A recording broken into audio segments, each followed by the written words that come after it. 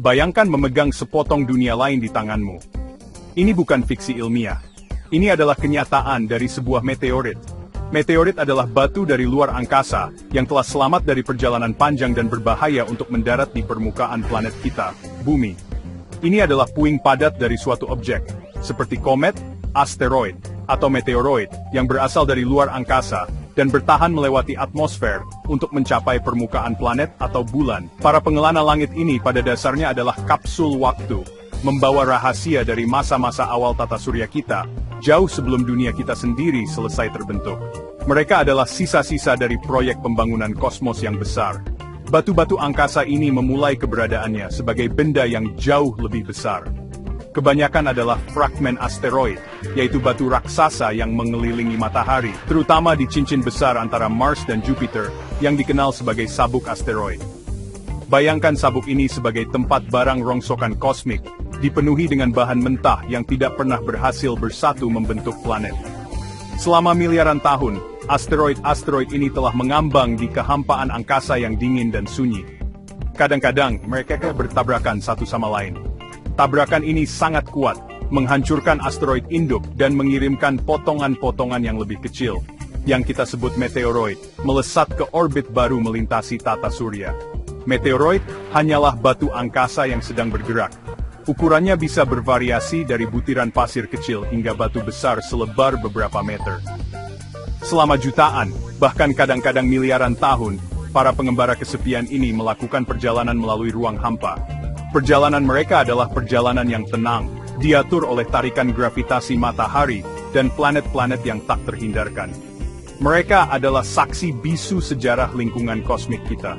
Jalur mereka bisa tidak terduga, kadang-kadang membawa mereka ke tarian gravitasi dengan planet-planet seperti Jupiter, yang bisa melemparkan mereka menuju tata surya bagian dalam, menempatkan mereka pada jalur tabrakan langsung dengan dunia seperti kita. Jadi, agar jelas, terminologinya bisa sedikit spesifik. Saat batu itu mengambang di angkasa yang luas, itu disebut meteoroid. Ketika batu yang sama memasuki atmosfer bumi dan terbakar, menciptakan garis cahaya yang terang di langit, kita menyebutnya meteor, atau bintang jatuh. Tetapi jika sepotong batu itu selamat dari penurunan yang berapi-api dan benar-benar mencapai tanah, saat itulah ia mendapatkan nama paling istimewanya, meteorit. Ini adalah penyintas kosmik, penghubung nyata antara dunia kita dan lautan angkasa yang luas dan penuh bintang yang mengelilingi kita. Ini adalah sepotong alam semesta, dikirim langsung ke depan pintu kita. Perjalanan meteorit di masa depan adalah perjalanan dengan skala dan waktu yang sangat besar. Ini dimulai dengan peristiwa kekerasan, tabrakan kosmik di sabuk asteroid.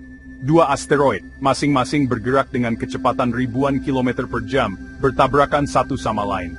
Kekuatan tabrakan ini tak terbayangkan, jauh lebih besar daripada ledakan apapun di bumi. Ini mengirimkan pecahan-pecahan terbang ke segala arah. Salah satu fragmen ini, meteoroid yang baru lahir, terlempar dari orbit stabilnya. Sekarang ia hanyut, takdirnya berubah selamanya. Ia mungkin mengembara di tata surya selama jutaan tahun. Seorang pengelana sunyi dalam kegelapan, sebelum jalurnya secara kebetulan berpotongan dengan planet kecil berwarna biru. Jalur baru ini bukanlah garis lurus. Lintasan meteoroid terus-menerus dibengkokkan dan dibentuk oleh pengaruh gravitasi setiap objek yang dilewatinya. Gravitasi matahari yang sangat besar adalah gaya utama, menjaganya tetap berada di dalam tata surya. Tetapi planet-planet raksasa, terutama Jupiter yang kolosal, bertindak sebagai penggembala kosmik. Lintasan dekat oleh Jupiter dapat bertindak seperti ketapel gravitasi, baik melemparkan meteoroid keluar dari tata surya selamanya, atau, yang lebih penting bagi kita, mengarahkannya kembali menuju planet-planet bagian dalam. Dorongan gravitasi inilah yang menempatkan beberapa batu ini pada jalur menuju bumi, sebuah perjalanan yang bisa memakan waktu jutaan tahun untuk diselesaikan. Saat meteoroid mendekati bumi, ia ditarik oleh gravitasi planet kita. Semakin dekat, semakin cepat ia berakselerasi. Saat mencapai lapisan atas atmosfer kita, ia bisa bergerak dengan kecepatan luar biasa, antara 11 hingga 72 km per detik. Itu cukup cepat untuk melintasi seluruh Amerika Serikat hanya dalam beberapa menit. Pada titik ini, ia masih berupa batu dingin dan tidak aktif, tidak berubah dari waktunya di ruang angkasa yang sangat dingin. Ia akan mengalami transformasi yang dramatis dan keras, cobaan api yang akan menentukan apakah ia menyelesaikan perjalanannya, dan menjadi meteorit sejati. Momen masuknya sangat dramatis. Meteoroid menabrak lapisan atas atmosfer bumi yang tipis. Disinilah namanya berubah. Gesekan yang kuat dengan molekul udara, menyebabkan batu angkasa memanas dengan cepat. Udara di depan batu menjadi sangat panas dan terkompresi, bersinar terang. Inilah fenomena yang kita lihat dari tanah sebagai meteor, atau bintang jatuh. Ini adalah garis cahaya yang singkat dan terang, perpisahan terakhir dari sepotong batu yang menguap karena pertemuannya yang keras dengan dunia kita. Bagi sebagian besar meteoroid, ini adalah akhir cerita, karena mereka terbakar habis. Transisi dari meteoroid menjadi meteorit potensial adalah cobaan api. Saat batu jatuh lebih dalam ke atmosfer, tekanan dan panas menjadi sangat besar. Permukaan batu dapat mencapai suhu ribuan derajat Celcius, menyebabkannya meleleh dan bersinar. Proses ini, yang disebut ablasi, mengikis lapisan luar meteoroid, seperti bawang yang dikupas. Cahaya terang meteor yang kita lihat bukan hanya batu yang terbakar, tetapi juga udara yang bersinar dan sangat panas yang mengelilinginya. Untuk meteoroid yang lebih besar, ini dapat menciptakan bola api yang spektakuler. Juga dikenal sebagai bolide, yang bisa lebih terang dari bulan purnama, dan terlihat bahkan di siang hari. Lintasan yang intens melalui udara ini secara dramatis memperlambat batu. Atmosfer bertindak seperti rem raksasa, dengan gesekan yang bekerja melawan kecepatan luar biasa meteoroid. Perlambatan cepat ini menciptakan tekanan besar pada struktur batu. Jika meteoroid memiliki retakan atau kelemahan internal, kekuatan murni dari lintasannya dapat menyebabkannya pecah. Inilah mengapa banyak bola api besar terlihat pecah, meledak menjadi beberapa bagian yang lebih kecil yang terus jatuh. Pecahan yang keras ini meningkatkan kemungkinan beberapa fragmen akan bertahan, karena potongan yang lebih kecil melambat lebih cepat, tidak terlalu menderita dari panas ablasi yang intens. Jika sepotong meteoroid asli selamat dari cobaan api ini, ia terus jatuh ke tanah. Setelah masuk awal yang sangat cepat, ia telah melambat secara signifikan karena hambatan udara. Untuk bagian terakhir perjalanannya, ia jatuh dengan kecepatan yang jauh lebih lambat, yang dikenal sebagai kecepatan terminalnya, yang mirip dengan kecepatan batu yang dijatuhkan dari gedung yang sangat tinggi. Selama fase penerbangan gelap ini, ia tidak lagi bersinar karena telah melambat cukup, sehingga gesekan yang intens telah berhenti. Permukaan batu yang meleleh mendingin dan mengeras, membentuk lapisan tipis, gelap, seperti kaca yang khas yang disebut kerak fusi, pengidentifikasi utama bagi pemburu meteorit. Akhirnya, pengelana kosmik menyelesaikan perjalanannya. Ia menabrak permukaan bumi. Dampaknya sendiri biasanya tidak sedramatis yang mungkin dibayangkan untuk meteorit yang lebih kecil. Seringkali hanya menciptakan kawah kecil atau menancap di tanah. Setelah di tanah, ia secara resmi adalah meteorit. Menemukan mereka bisa menjadi tantangan. Mereka sering terlihat seperti batu bumi biasa, tetapi kerak fusi, kepadatan tinggi karena kandungan logam, dan kadang-kadang sifat magnetiknya mengungkapkannya. Pemburu meteorit mencari di daerah terbuka seperti gurun atau ladang es, seperti di Antartika, di mana batu-batu gelap menonjol di lanskap pucat, menunggu untuk ditemukan dan menceritakan kisah kuno mereka.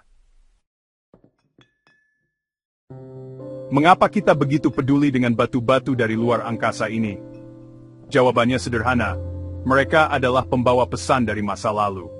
Meteorit adalah peninggalan dari kelahiran tata surya kita, sekitar 4,6 miliar tahun yang lalu. Sementara batuan di bumi telah terus-menerus diubah oleh proses geologi seperti erosi, vulkanisme, dan tektonik lempeng, meteorit telah diawetkan dalam ruang hampa yang dingin. Mereka adalah sampel murni dari bahan yang sama yang membangun matahari, bumi, dan semua planet lainnya. Mempelajari mereka seperti membuka kapsul waktu, yang memungkinkan kita melihat bahan kimia, dan kondisi yang ada ketika lingkungan kosmik kita baru mulai terbentuk. Para ilmuwan dapat menganalisis komposisi kimia dan isotop meteorit, untuk mengungkap rahasia kuno ini. Beberapa meteorit, yang dikenal sebagai kondrit berkarbon, mengandung molekul organik dan mineral kaya air. Hal ini telah mengarah pada hipotesis menarik bahwa meteorit dan komet mungkin telah mengirimkan bahan-bahan penting untuk kehidupan, air, dan senyawa organik ke bumi purba.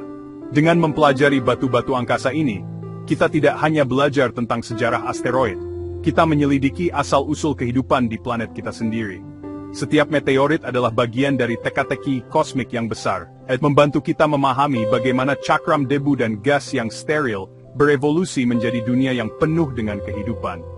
Salah satu contoh paling terkenal adalah meteorit Allende, yang jatuh di Meksiko pada tahun 1969. Kondrit berkarbon ini adalah salah satu meteorit yang paling banyak dipelajari dalam sejarah. Ia mengandung inklusi kecil berwarna putih, yang dianggap sebagai materi padat tertua yang pernah ditemukan di tata surya kita, mendahului bumi itu sendiri.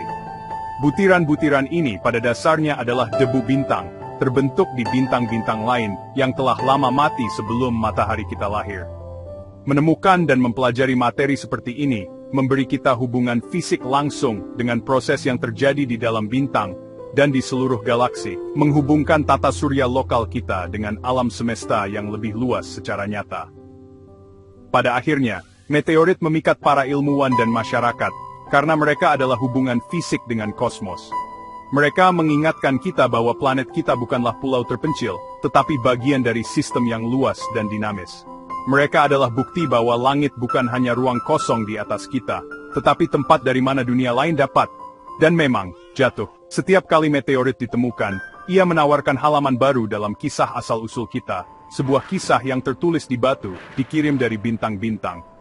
Ini adalah batu sederhana yang menceritakan kisah-kisah terbesar, kisah kekerasan kosmik, perjalanan yang luar biasa, dan sejarah kuno yang kita semua bagi.